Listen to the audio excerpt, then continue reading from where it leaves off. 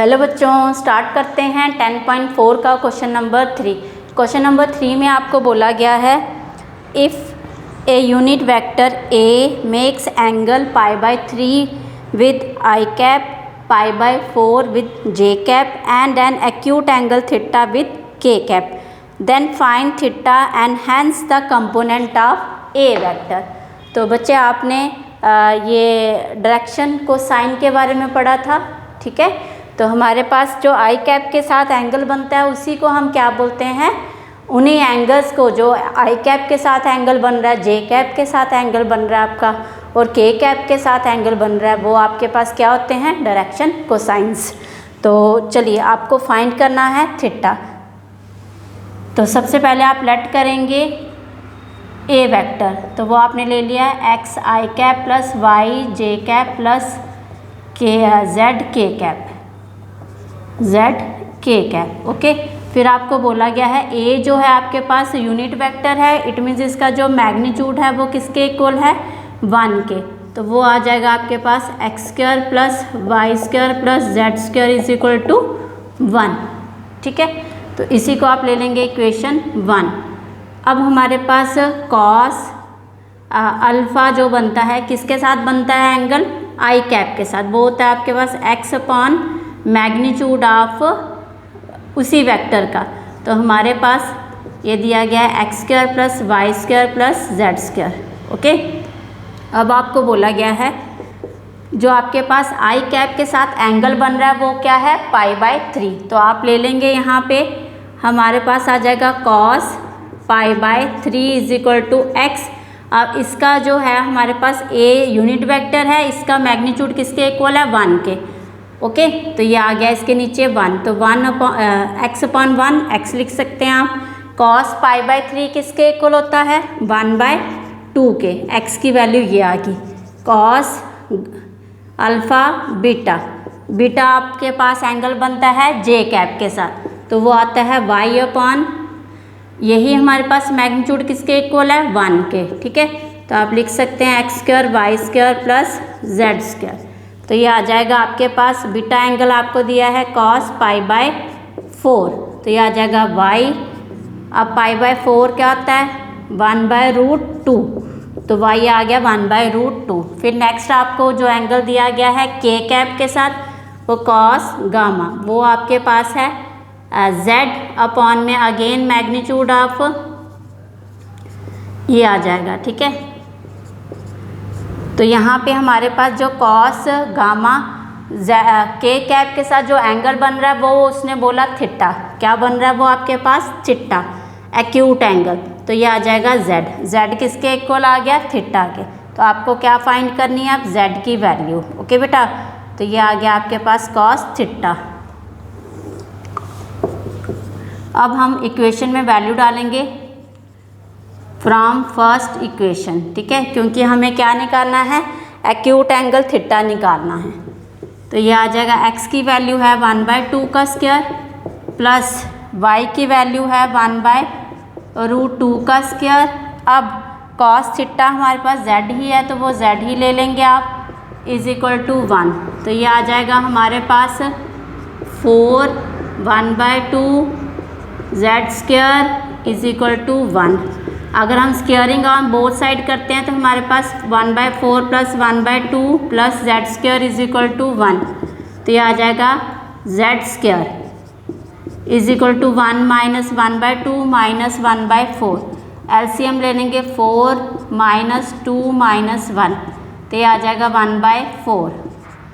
Z आपके पास आप इसका स्क्वायर रूट कर लेंगे तो आपके पास आ जाएगा 1/2, ठीक है। z की वैल्यू आपके पास आ गई 1/2। तो आपके पास दिया गया है आपको थीटा फाइंड करना है, तो आप लिखेंगे cos theta is equal to z, cos theta is equal to 1/2। तो यहाँ पे theta is equal to cos inverse, यहाँ पे 1/2 कॉस कब होता है, π/3 पे, तो आप लिखेंगे कॉस π/3, कॉस से कॉस कैंसिल, आपका आंसर आ गया थीटा इज इक्वल टू π/3। फिर आपको बोला गया है find the component of A vector. तो ए वेक्टर के कंपोनेंट आप निकालेंगे, स्केलर कंपोनेंट एक्स की वैल्यू क्या है आपके पास, आप लिखेंगे कंपोनेंट ऑफ ए वेक्टर, तो वो आ जाएंगे आपके पास, एक्स है आपके पास 1/2, वाई है आपके पास 1/√2 एंड जेड आपके पास आया 1/2। ओके बेटा, this is your answer. Okay, चलिए अब आप करेंगे क्वेश्चन नंबर 4। क्वेश्चन नंबर 4 में आपको बोला गया है शो दैट, आपको इक्वेशन दी गई है, उस इक्वेशन को इक्वेट करना है आपने। तो देखिए आपके पास क्वेश्चन दिया गया, आप नोट कर लीजिए इसको। चलिए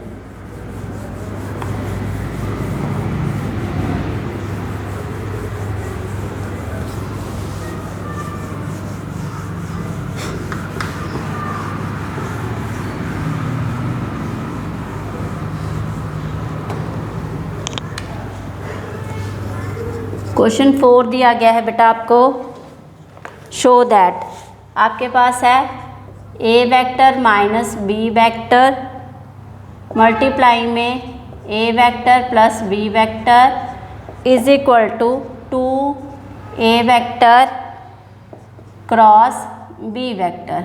ठीक है, ये दिया गया है। तो चलिए फाइंड करते हैं, हम लिख के चलते हैं इसकी लेफ्ट हैंड साइड। ओके, तो बाय टेकिंग LHS, तो हमारे पास LHS दी गई है इसकी A vector minus B vector cross A vector plus B vector.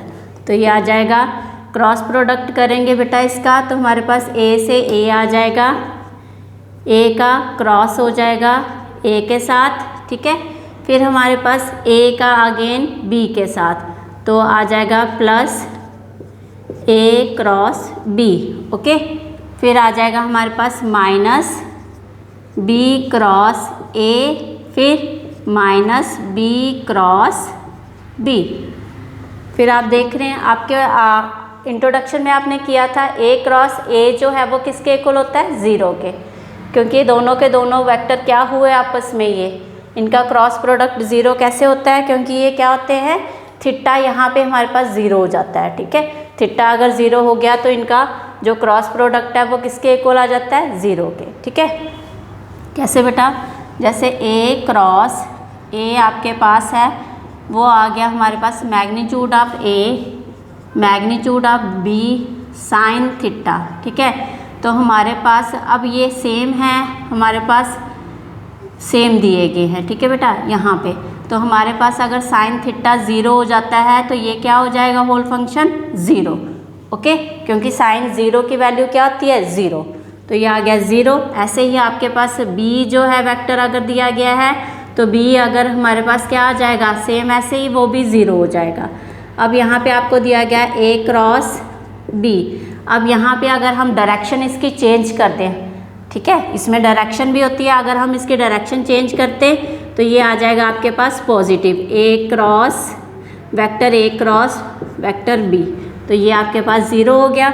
ये आ जाएगा हमारे पास 2 A vector cross B vector, तो हमारे पास आ गया इक्वल टू RHS। ओके, तो होप आपको वीडियो अच्छी लगी होगी, तो please like share and subscribe my YouTube channel. Thank you.